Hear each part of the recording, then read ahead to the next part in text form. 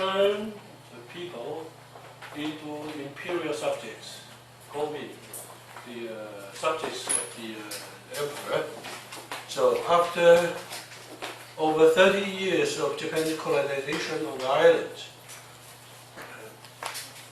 the Japanese government successfully turned the Taiwanese into obedient subjects.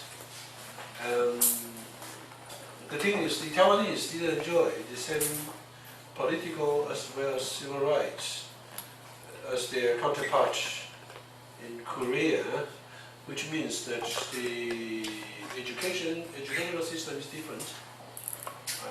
And you don't have the newspaper in Chinese. You don't have universities for the local elites. You don't have even the primary school for the Taiwanese schoolboys. You have a very special school called common school that each and every of the boys should visit the common school for 4 years. The only thing they learned in these schools, speaking Japanese, addition, doing some mathematics, and to follow the orders. And after 4 years of education, you will certainly have no chance to pass the secondary school examination. And if one should want to go for higher education, there were only two possibilities. Before, at the early stage of the Japanese colonization, when the Taiwanese were still able to speak Chinese properly, they could choose to go to mainland China for further education. So after 20, 30 years, the Taiwanese, the local schoolboys, I'm only talking about boys, because girls didn't enjoy the possibility to go to the schools. So the boys, after 20 years of Japanese colonization, couldn't speak Chinese properly. So the only possibility for them left was actually to go to Japan. And if they choose to go to Japan, they will have to be put under some kind of control and observation by the Taiwanese colonial government. The Taiwanese colonial government even set up a dormitory in Tokyo, as well as in Kyoto, in the big cities. The Taiwanese should stay in this dormitory, and they can be so that they can be checked easily. That's the colonial situation in Taiwan.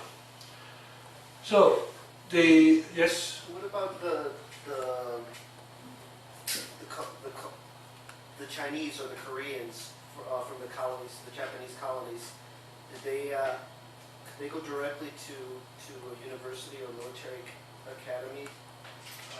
Well, the thing is, in Korea, the social structure is actually intact. So you have the leading class, the gentry class, and you have the royal family, you have the big families there, and you have already set up some schools there. But everything started new in Taiwan. The modern educational system, for example, Japan started with primary school for Japanese only, which lasted 6 years. And gradually they set up secondary school for Japanese as well. And they provide some of the schools for those who work hand in hand with Japanese colonial government. Or in French, they call it collaborateur. The collaborators. Then they receive some better treatment. Otherwise, the common people, they didn't have the chance. And therefore, some of the dissident movements took place in Tokyo, not in Taiwan. And the movement for civil rights for Taiwanese started actually in Tokyo. That's the thing. So the social structure in Taiwan is totally different to those in China as well as in Korea. Like in Manchuria, Japanese took over there and set up a puppet regime there called Manzhouguo, and all the universities and everything was actually provided, was actually using Chinese as the standard language. They even hired the Chinese for a higher position, but certainly the key position will be taken by the Japanese.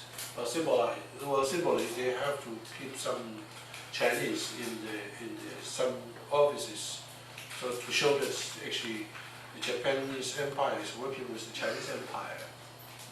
So the situation in Taiwan is really isolated, because Taiwan is isolated.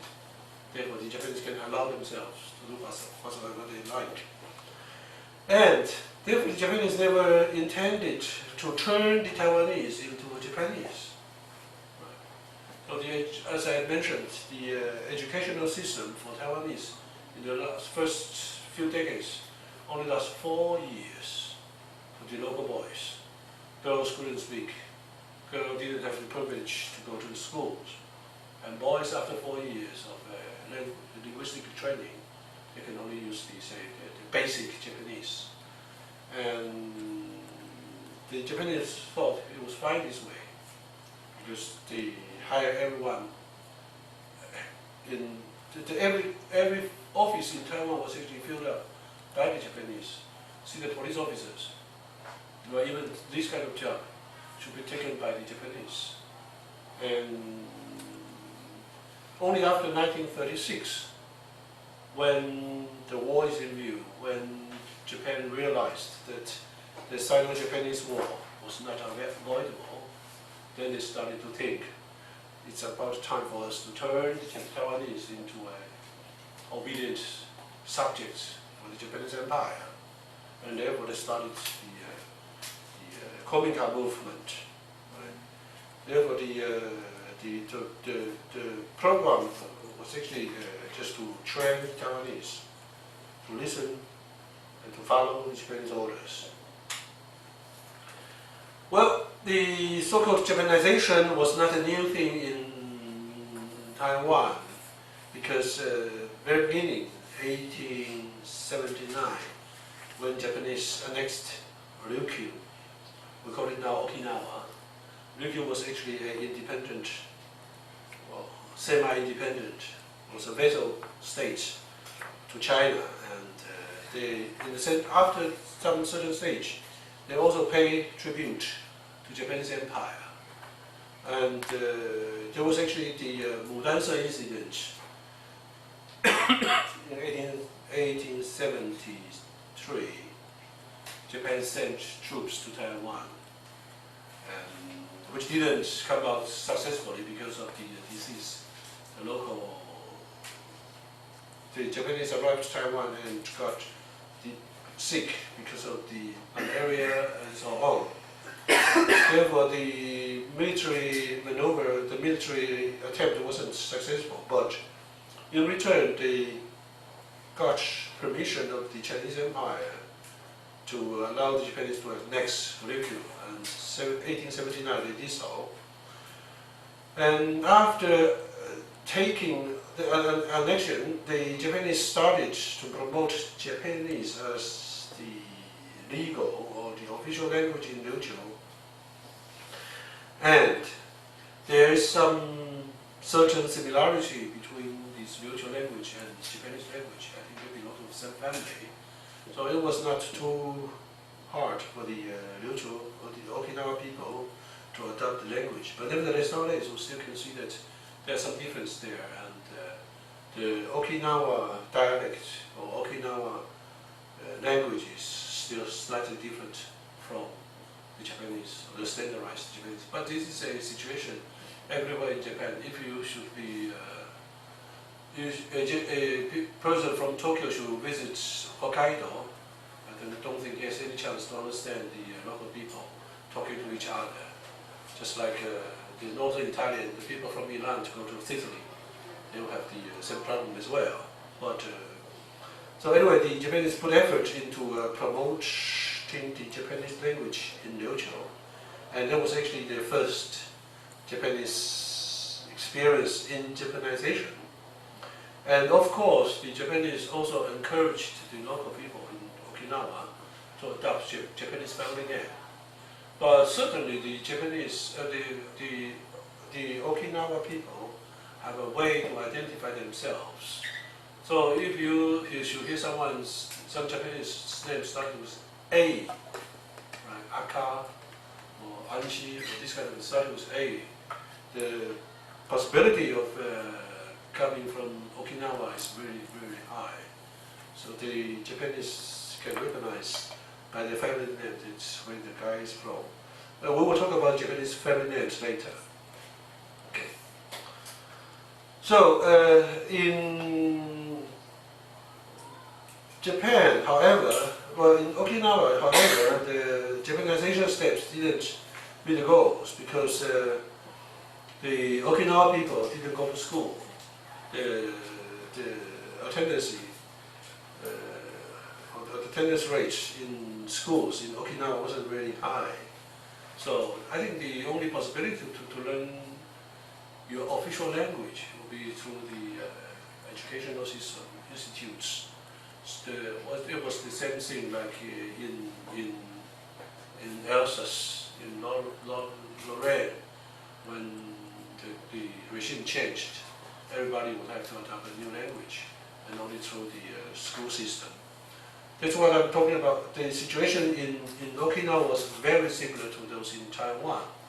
In Taiwan, the attendance rates in school was also very low, especially at the very beginning of the Japanese colonization. So therefore,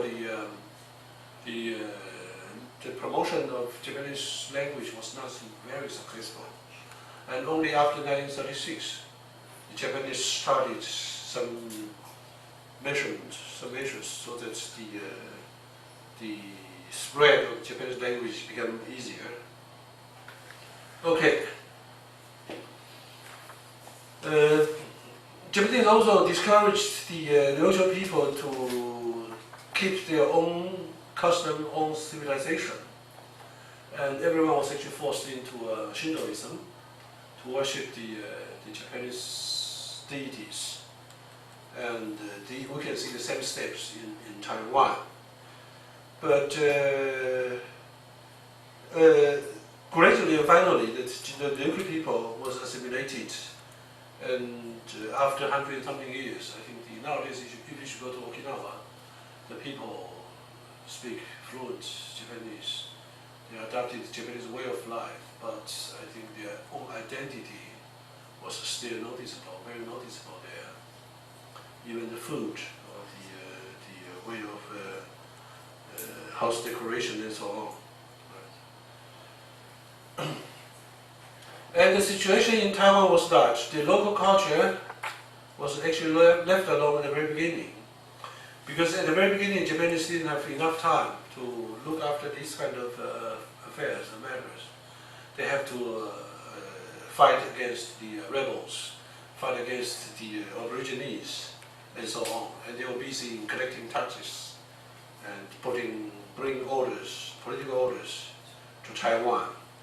And so in the first 20-30 years, the Japanese didn't touch the daily life, and the Taiwanese were happy this way.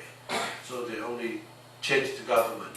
And you shouldn't forget that in the Qing dynasty, when the government sent some officers, some ministers, some magistrates to Taiwan, they were treated as foreigners as well, because the Mandarins from mainland China, they spoke different language. It was not so easy for them to communicate with the local gentries, only through a writing system. And at the very beginning, say 1895 to 1920, 1930, the Japanese officers were also able to write Chinese and to communicate with the local gentries in words, in handwriting. And therefore, for the Taiwanese, they didn't notice any big difference. And the situation only changed in 1936, as I have to emphasize again. So the Japanese, however, organized a committee to investigate, to survey the customs and cultural performances in Taiwan. And they had a series of books, records. And these books, these records, are very, very useful nowadays for the scholars to do research on the Taiwanese history. And because on these records, every single person's say origins from mainland China, from Zhangzhou, from Quanzhou, and whether a opium smoker, food binder, and the family members, and so on. They left a very, very large amount of records. So some of the so-called smurfic habits, such as food binding, the keeping of plates, and well, we talked about the opium smoking. It's another story. So and something like keeping concubines and these kind of things were stopped by the Japanese authorities, and that was actually all the Japanese did in Taiwan, because they thought that a civilized country should not have this kind of evil habits. Okay. And we come to the topic. The 1936, the hostilities between China and Japan became more and more noticeable. And therefore Japan named a Rear Admiral Kobayashi, Seizo Kobayashi, as Governor General in Taiwan. Then he started to prepare Taiwan for the forthcoming war, and the policy towards the colonial inhabitants saw a profound change.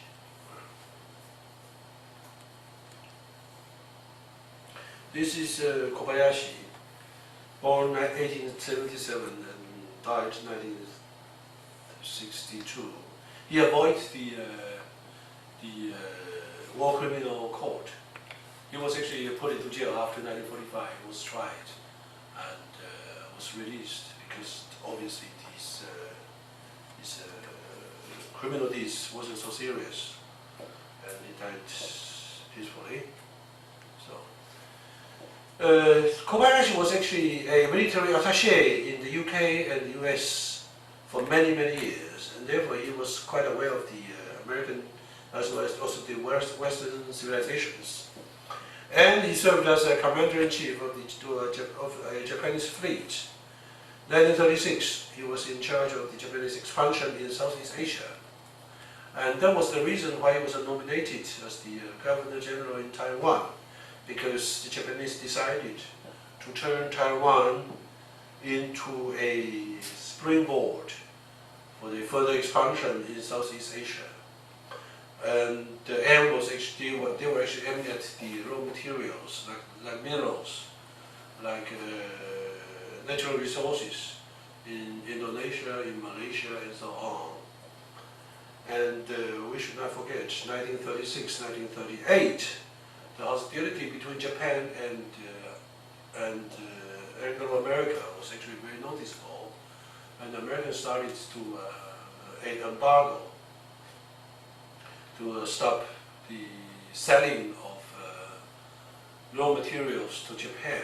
And that's why in the film you can see that the schools were actually collecting those the junks like doorbells and so on for the refinery for further military use.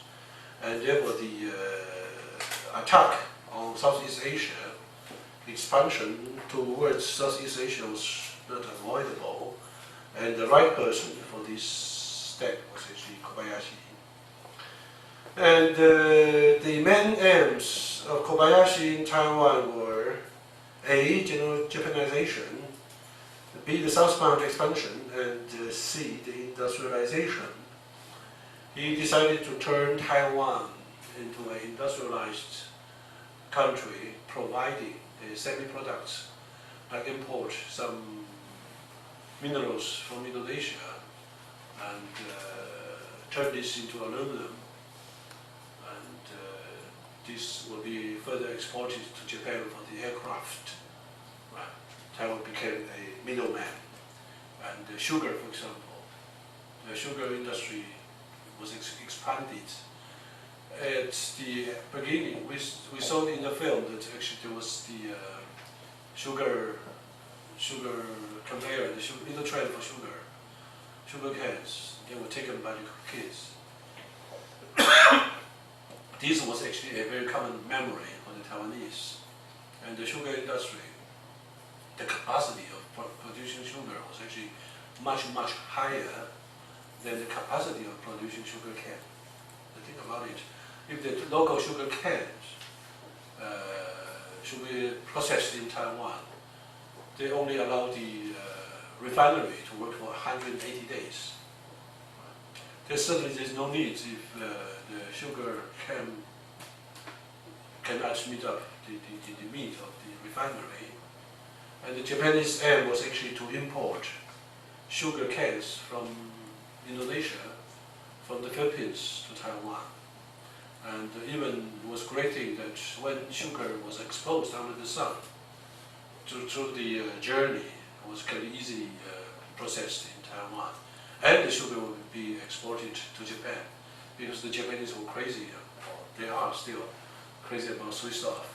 And, so the industrialization only meaning that Taiwan is ready for the semi-products for Japan, for Japanese Empire, not the final products. Okay, to meet these ends, then the Kominka movement was absolutely necessary. So he planned to do following points. A, to abolish the Chinese section in the local newspaper. As I mentioned, there was no Chinese newspaper in Taiwan. The only Chinese newspaper or news magazines were actually published in Tokyo, first of all, in 1920s. And then those citizens, these students, decided that we should publish our newspaper, our magazine in Taiwan. And they applied, tried to get the permission from the colonial government, which was denied for a long time. And then gradually they were allowed to publish a monthly. And then gradually they turned it to a weekly.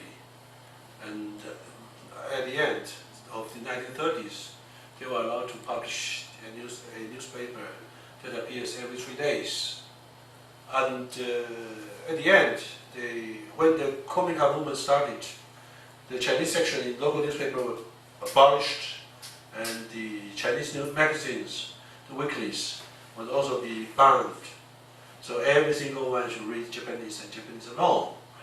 And that, of course, brought disadvantage at the end. When Japanese decided to announce any new policies, the local people couldn't understand. Right? When they were published in Chinese, the local gentry, they still have the possibility to understand Japanese decrees or orders. But when everything is in Chinese, then the possibility of understanding is lower and lower. And the second thing would be encouraging the Taiwanese to adopt Japanese names, family names. That we'll discuss that later. And all the local operas, puppet shows, and so on should be banned. Like the Guahi, you should know the local theater and the puppet shows and so on. They will be all banned. Everyone, if you want to perform the puppet shows, you have to speak in Japanese. Can you imagine that the puppets all speaking Japanese towards to the audience, which might be very interesting. Right? And the Chinese New Year system, the Chinese New Year habit, will also be abolished. Right? Simply, this was very hard for the local people, and most of the people ignored this ban.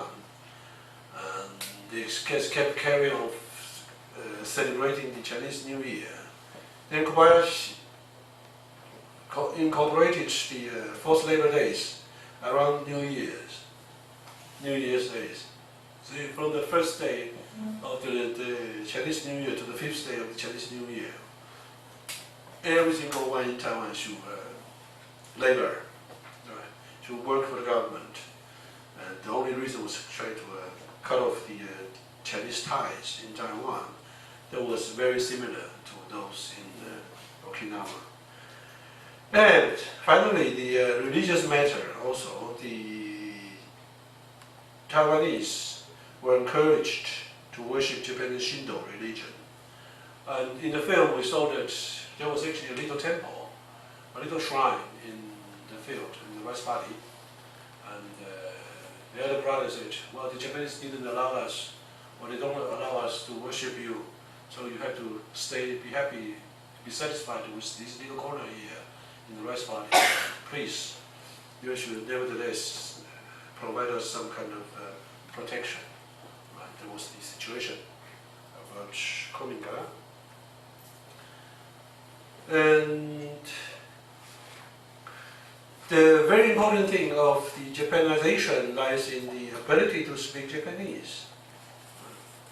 So that was, as I mentioned, the case in Okinawa. During the early stage of Japanese colonization, the Japanese government introduced modern school systems here in Taiwan. Boys and girls were required to go to the common school for 4 years. However, the gentry class preferred to send their boys to the traditional private schools to learn the Chinese canons, while the girls should stay at home. Sometimes the girls can also receive private tutoring, but for the common people, the plebeians, they generally needed their children to help out on the farm, on the rice paddies. So therefore, they couldn't afford to let their boys to go to the school. So at the very beginning of the Japanese colonization, the school attendance was very, very low. And at the end of the Japanese colonization, 1940s, the school attendance rates is getting higher and higher. But because of the air raid, because of all the different reasons, as you can see, the girls gone to the school with the baby on the back. These kind of things was very common, and therefore the ability of speaking or writing of Japanese was actually restricted to some certain social class, not every single one. Like my grandfather, who served in the Japanese company, and he couldn't speak Japanese. My mother went to the Japanese school for 2 years. And I think the only Japanese sentences that she remembers was good morning and how are you? Right? That's all. I don't think she has any Japanese now. And, as for my grandmother, she was illiterate, and not the only language that she mastered was actually Taiwanese, nothing else. So the situation in Taiwan somehow depends on the social class. But for the well-educated, like the elite, the gentry class, I think they could speak, write fluently, and some of them choose to stay in Japan after the Second World War. Right? That's a very interesting thing. So after 40 years of Japanese rule, the number of schools increased. Secondary schools were established. This was the opportune time to launch a national language movement, 1936. And usually the gentry class in Taiwan valued education and usually tried to give their children a good education. Therefore, the Japanese government started to promote the Japanese language to the gentry class first. And the gentry were asked to set up an example for the rest of the Taiwanese by using Japanese for daily communication.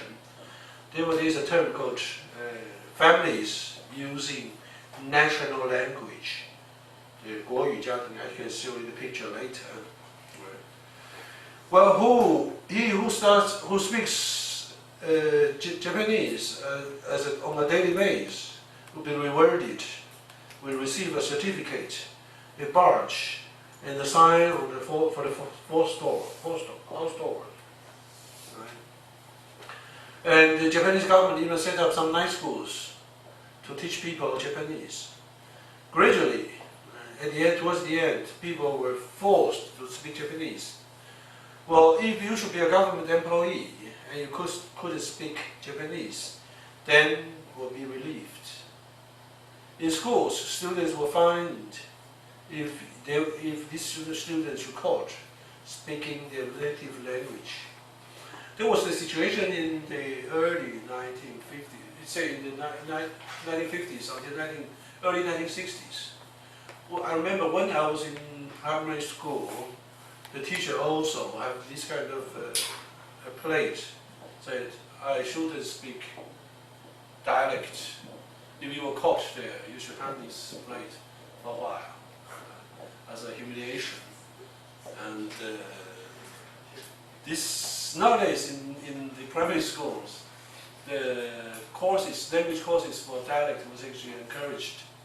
So, but unfortunately, the schoolboys and kids, girls nowadays, it should be very, very hard for them to learn this Taiwanese, which is a pity because in order to understand the Chinese canons, the poetry, the ancient paragraphs, the dialect, like the Minnan dialect or the Cantonese dialect, would be very, very helpful. The Mandarin is not suitable for this purpose. It's simplified, shortened, and so on. And the pronunciation system is totally different, changed a lot. So, it's a good sign that the people started to learn the mother tongue. But unfortunately, the linguistic policy here in Taiwan is somehow as a political, started from the political reasons. They only use the dialect as a tool for identity. If you are not able to speak Taiwanese, you don't have Taiwan. Right? So everyone should start to learn Taiwanese. And I think the situation will change. So because like my son's generation, it's very hard for them to understand Taiwanese. And only on the countryside, perhaps. If you live in a big family on the countryside with your grandparents and so on, then you will be able to speak Taiwanese somehow, but only to some extent. Where I live now is actually a very small village in the so-called New Taipei city, and the inhabitants consist mainly of the Minnan group. And they're supposed to be able to speak Minnan dialect, but the boys in the village all married Vietnamese. And therefore, it was very, very hard for the little boys and girls. They have to speak Mandarin in the school. They have to communicate with their mothers, who is not so good, not so fluent in Chinese. And they have to speak dialects to the grandparents. And sometimes we can see that the grandparents kind of put effort in speaking Mandarin to the grandchildren. Right? The situation is really chaotic. That was actually the current situation in Taiwan. But anyway, statistically, by the end of 1940, more than half of the population spoke Japanese fluently. Right? But it only remains on the statistic, like how many girls and boys attended schools and so on, which is not really reliable. But I remember when I was young, the neighbor, my next door neighbor, the parents spoke Japanese to each other when they had something to hide in front of the children. It's a secret weapon. So, this is actually the certificate of for the person who is able to speak Guoyu, the national language. So he will be awarded as the so-called Guoyu-家庭, the family of national language. And this is awarded in CHOU, 18th year. It will be 1943, towards the end of Japanese colonization. And the other one there on your left hand side is the sign for the house door. Meaning this is from Taichung, the Taichung country. This again is the family of national language. It's supposed to be in order. And these are the posters to promote the national language. So every deeds, every transactions should be carried out in Japanese. So ask everybody to speak Japanese. And then they started to force the people to adopt the Japanese names. But this is very interesting because most of the Japanese didn't have a family name before 1875. In a rural society, in a feudal society, why do you need family name for? Just think about the situation in Europe. When did the Europeans adopt a family name? You know that? Huh? When did you guys started to have a family name? The Chinese started to have a family name very, very early, in the Chou time. Because the nation state was actually established for the tax reasons, for the military reasons. Everybody should be put under control and to register everyone. The only possibility is to give everybody a family name. So the family name system was early enough in Taiwan, in China. In Europe, I think they started to adopt or to create the family name system in the 16th century. And nowadays, still the British king and British queen, do they have family names? Yeah. All the feudal laws, do they have family names? They have titles, but they were states. Huh? You will be George, you will be George the First, George the Second, you will be Elizabeth the First, the Second, but you don't have family name. No, you don't. But they have the established name. Okay. Windsor or something like Windsor is actually a created name because they used to call that. themselves. Yeah, but before they used to call themselves by German names. Yeah, Like, yeah, Saxenburg, Coburg, and that was hated by the British subjects because of the outbreak of the First World War. Therefore, the British royal family adopted the new family name Windsor, House of Windsor. But because your fief can be changed, and as long as you change your fief, your family name will be changed again. So therefore, you only remembered as by your first name. Let's think about it, the Pope. Nowadays, who is the Pope now? Uh-huh. Yeah, this was his original name. But nowadays, how do you address him? Yeah. No, he abandoned his family name. He doesn't have any family name now. Because he's a Pope. He should be only addressed in this name. Right? So, just don't forget that in the feudal society, in the rural society, family names were not necessary. And therefore, in many countries, like in Arabian countries, the family name system is somehow different to those of the modern society. Like, how do you call it? Ibn Ibrahim or this kind of thing. Huh? Yeah. Ibrahim is...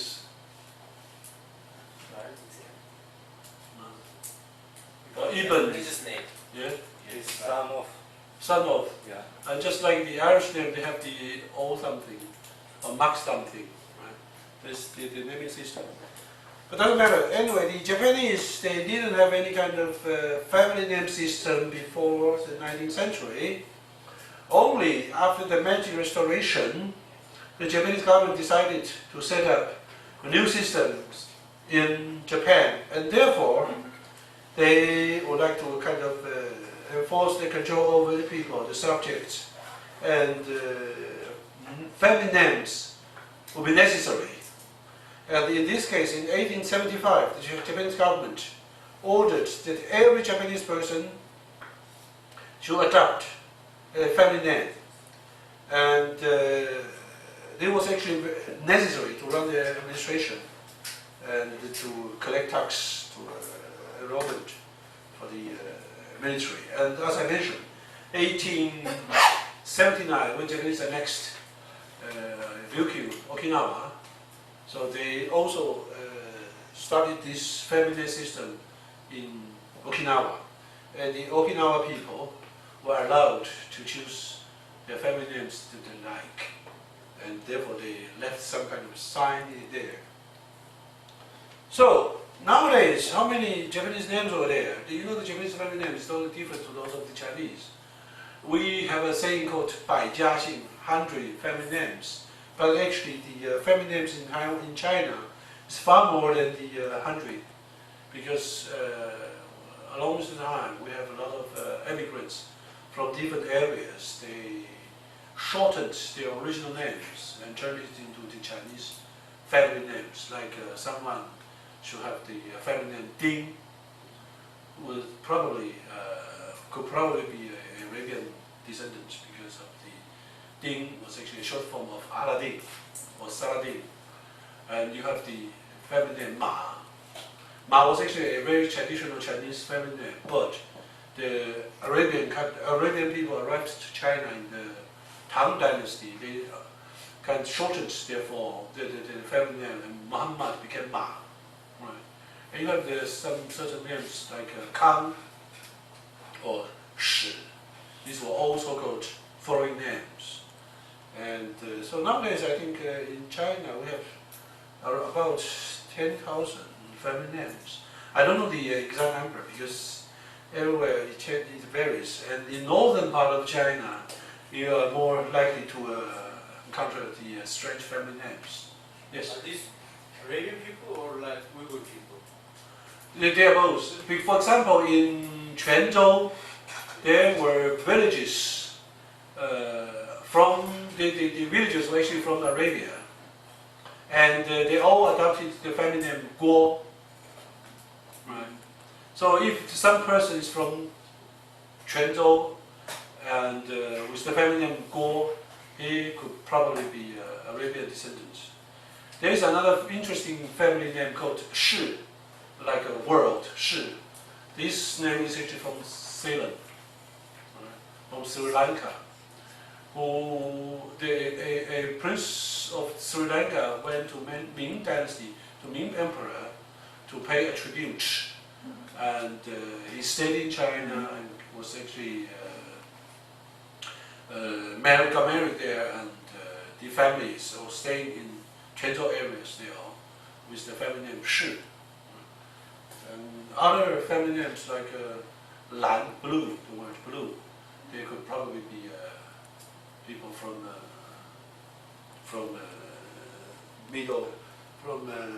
Asia Minor, or another family name called Nian. Like in Zhanghua area, you have a lot of people with the family name Nian. It is not a Chinese name for sure. It's from Asia Minor. Right? So the Chinese name system is very just like a code there that you can trace back, no problem. And everyone kept, well, most of the Chinese keep their so-called family tree book. So everything can be traced back, say, to Tang Dynasty, to Song Dynasty. So perhaps the Arabians can find some friends, the countrymen here in Taiwan. That's why you have you know that there is a shop called 胡须章, selling the 卤肉饭, the rice with gravies. It's called 胡须章, means the beard, the family zhang with beard. Or if someone with beard, you can probably imagine that he's not Chinese. Because most of Chinese, they are also, the hair is not so, well, how can I call it? Not covered with hair. They probably don't have any kind of beard. And that's different. In Japan, I think they have the very similar situation, like the people from Hokkaido, they can be from Hanoi, and they have a different body structure. So,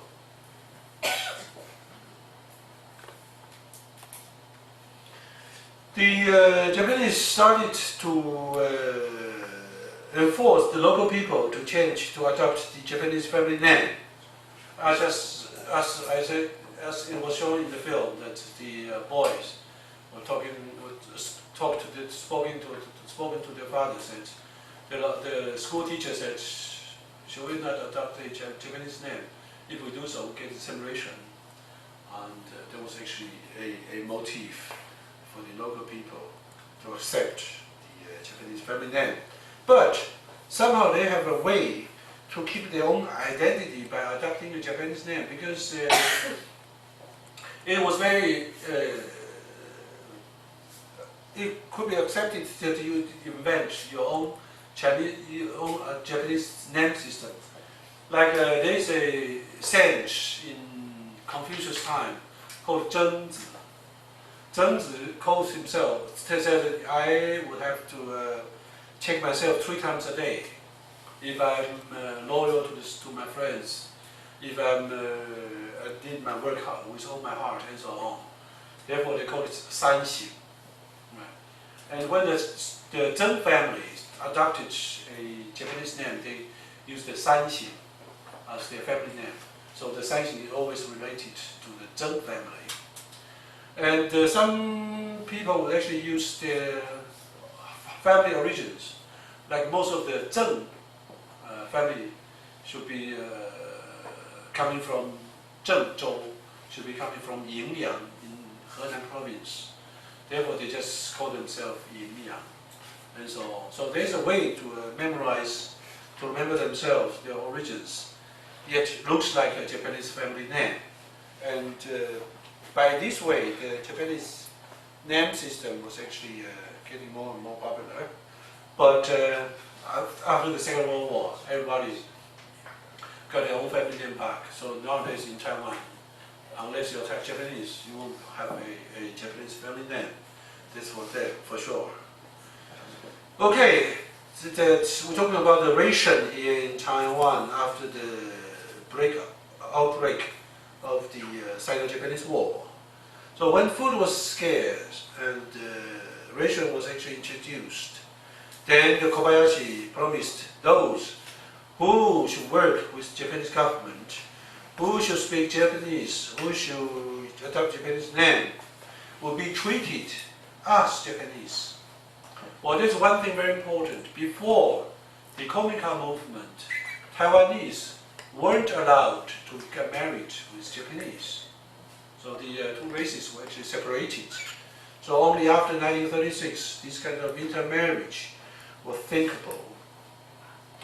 So many Taiwanese therefore applied for the changing of their family names. And in order to do so, then you have to fill out some forms and hand it over. And this is actually a book or some kind of name place hanging at the house door. It was actually a very important habit in Japan. Most of the Japanese will have the name signed outside of the house doors because they don't have the street numbers and so on. So you have to have some possibility to identify yourself, to let the postman know that who is living here. And the same system was introduced to Taiwan. And so therefore, in this case, the Tianchuan Longxin, the Tagawa, might not be Japanese at all, might be Taiwanese. And this is actually the forms where you want to change your family name into Japanese. Like this one, his original family name would be Xiao. And he changed his name into the Qingshan Kabayama. And the name was already a Japanese name, right, before that. And I remember that during my school days, a lot of my friends, schoolmates, they have Japanese names, not family names, but names. Like this, Japanese love to be called Ro, right? Lang, Min Lang, or Tai Lang, or these kind of names. And this naming system kept in Taiwan for a long time. but not the family name. Okay, this is a figurative that telling that I would actually allow my son or my family to adopt a Japanese name. And if you should not know what possibilities you have to change your name into, then they provide you with a book called 改姓名全书, the index of the Japanese family name. And as you can see that the Japanese Fujiyama was actually on the cover. And if you want to change your names and you have no ideas, then you can just find it in this book. So, people were free to choose their new names for themselves. And as I mentioned, young people who wish to adopt Japanese names should get permission from their parents. And you remember in the film, the elder brother says, over my dead body, right, you can change your family names. But gradually he gave in. The next important thing was actually to cultivate Japanese spirit in Taiwan. So many measurements were actually taken to promote the patriotism towards Japan, and which was actually can be shown in the worshipping of the Japanese emperor. And the best place for this kind of movement, the effort, will be in the schools. You can see that the schoolboys, schoolgirls, sitting right in the monument on says, order the tenno, love your country. Of course, the tenno will be Japanese, your country will be Japanese.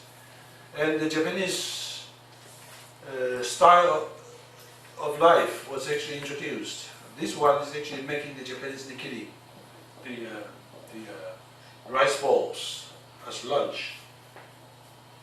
And you have to bow before you enter the schools to the schoolmasters and so on. And the flag raising ceremony will be held in each and every schools. Do you have this kind of ceremony in your school, in your own country? Yeah. Yeah? Why? In Turkey, in Monday in morning, we stand on this, and Friday before school closed, we also do this. Only twice a week, Yeah. Monday and Friday. Yeah, Monday when school start and Friday when school finish. But you still have the ceremony. And where else do you have the ceremony? Well, we don't really have a ceremony, but in each classroom, the Pledge of Allegiance is announced, and people usually. You have the picture of your president. No, Pledge of Allegiance to the country. Pardon? Flag in the room. Flag. But we don't really have a flag either. When you get older, it's like less than that. Depends on the states where you are in. But it's like a 5 minutes or so. That's it. Well, this was actually necessary to cultivate the national spirit, all right? Right? But in some countries, this is really a taboo. They don't want to cultivate this kind of spirit. Like, remember in Germany, no one actually, there was no such ceremony. Or do it.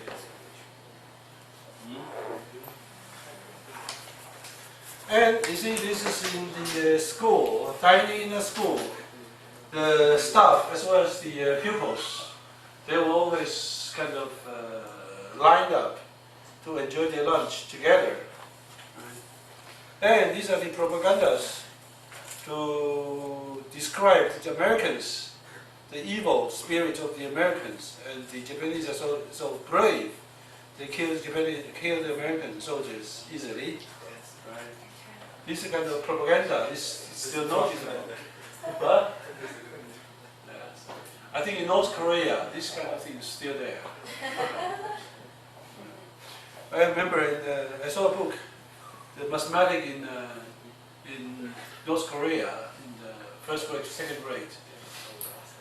Our brave soldier killed 2 American soldiers, and the second day killed another 3 American soldiers. How many American soldiers we killed? Right, this kind of questions. Somehow really it's unimaginable, right? So the expense for military actually increased. The financial insufficiency was more and more noticeable, and therefore the Japanese introduced a special tax. And sometimes they just started to sell government bonds to collect money from the local people. And this kind of bond was never repaid back by the Japanese government. Therefore, after the Second World War, a lot of Taiwanese, as well as the Koreans, they started to organize groups to demand the Japanese government to pay the money back. Right? And these were actually the government bond issued. For example, this one is actually in 1943, in July 1943, and it's for $5, which is really a huge amount. And this one is just sold 1944. And on this picture, it shows that the school boys and girls, that is in Showa 70 years, 1942, they were forced or they were made to sell the bonds to their families. And when their selling action was successful, they will be praised by the schoolmasters. You see in the film that the schoolmaster play a very important role throughout Japanese colonization. And this tendency or this kind of situation was kept for a long time in Taiwan after the Second World War. As I remember, when I was in the primary school, the school teacher was really a god to us, right?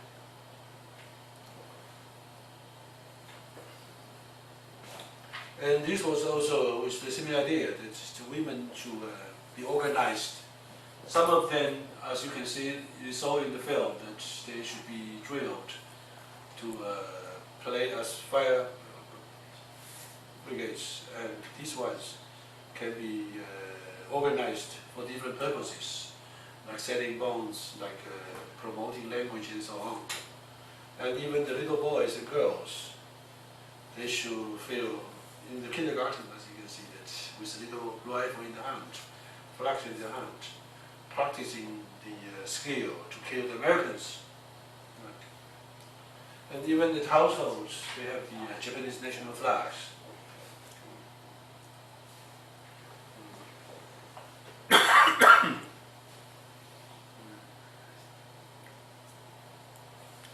And all the communities were organized to work together to discuss the fortune, the future of the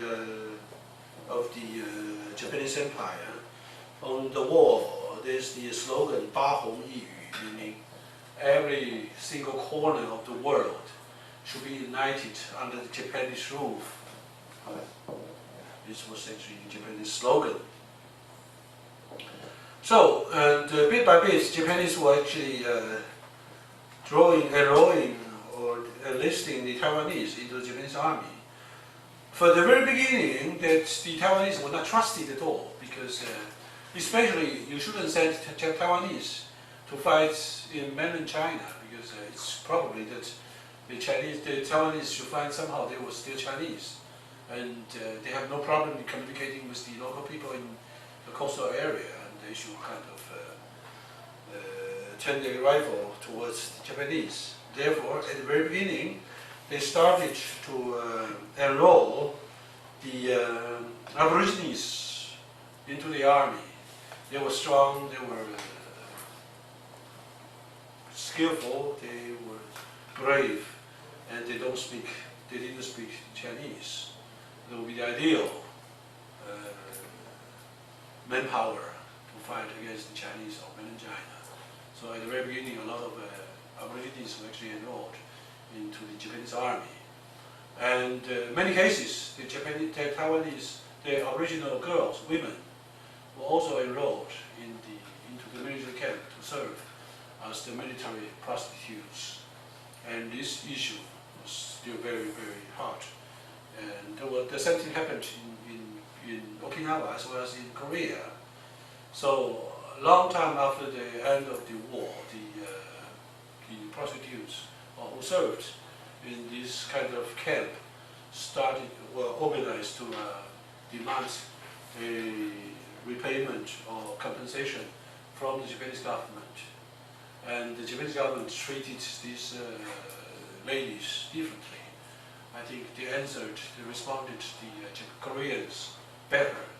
But in Taiwan, it was totally different because some reasons that the government wasn't standing behind these old ladies. I think they're dying out now. If there should be anyone left, I don't know, but probably there was already 65 years after the end of the war. It should be over.